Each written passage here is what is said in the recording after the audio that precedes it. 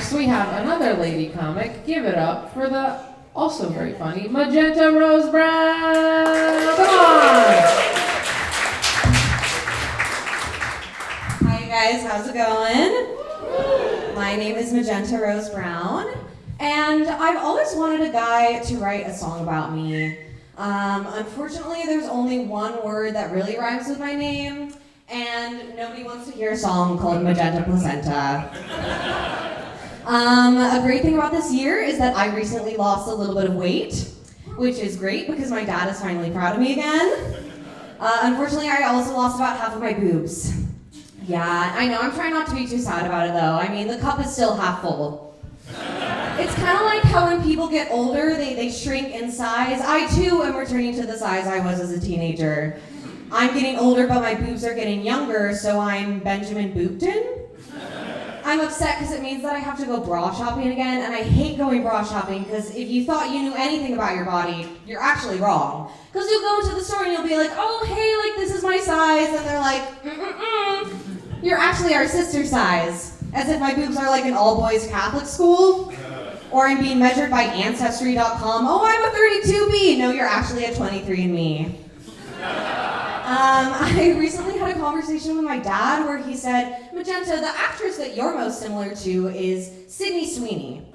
Which, I don't know if you guys have eyes, but I feel like comparing me to Sydney Sweeney is a little bit like comparing apples to oranges. You know, there's only one of them that you can really squeeze. But she's in that show Euphoria. You guys seen that show? Yeah, they do a lot of crazy things for high schoolers in that show. That wasn't really my high school experience. An example of my vibe in high school, I had a thing for guys who played brass instruments. My friends called me horny for horns. But like, can you blame me? I mean, the two things that you need to know are like nuanced mouth positions and fingering. This happened because there were two guys who were into me who both played brass instruments, and somebody explained to me how one of them played the trumpet, the other played the French horn, and somehow I'm the one expected to blow brass. But really, I was a virgin the whole time, so we were all just tooting our own horns. But I actually almost lost my virginity to a threesome, which is a little bit like expressing interest in swimming and then being dropped in the middle of the ocean. My guy friend in high school, he came to me and he was like, oh, hey, like my girlfriend has this cabin, like, do you want to come up with us and have a threesome? And call me a virgin all you want, but I know when I'm a plot point in a horror movie.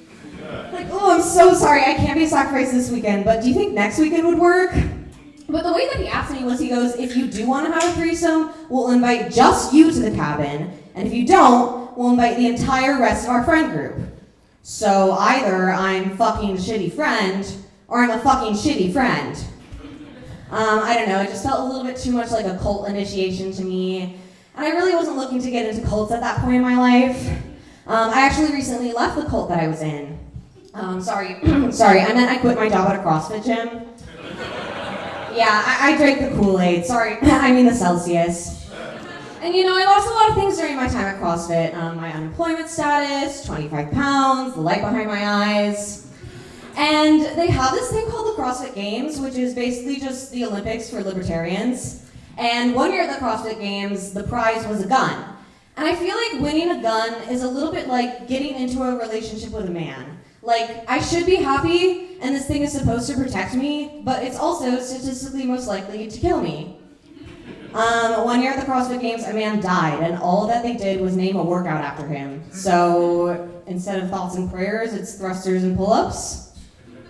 Let's see, I celebrated a birthday earlier this year. Thank you. Sorry, not mine. My period's birthday. Magenta, how do you know when your period's birthday was? Well, when I was 12 years old, I got my very first period, and it was not a school day thanks to Dr. Martin Luther King Jr. He had a dream and I woke up a woman.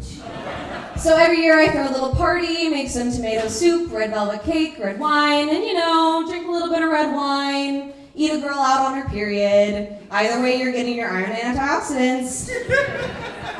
But when I turned 18, I got on birth control and I kind of stopped getting my period. So just like Dr. King, the minute it became politically conscious, they killed it. And I'll leave you guys with this one. I think it's a little bit ironic that my lesbian roommate is the one who taught me how to suck dick. But you know what they say, coaches don't play. If you liked me, I'm Magenta Rose Brown. If you didn't, I'm Violet Pink Tan. Thank you so much.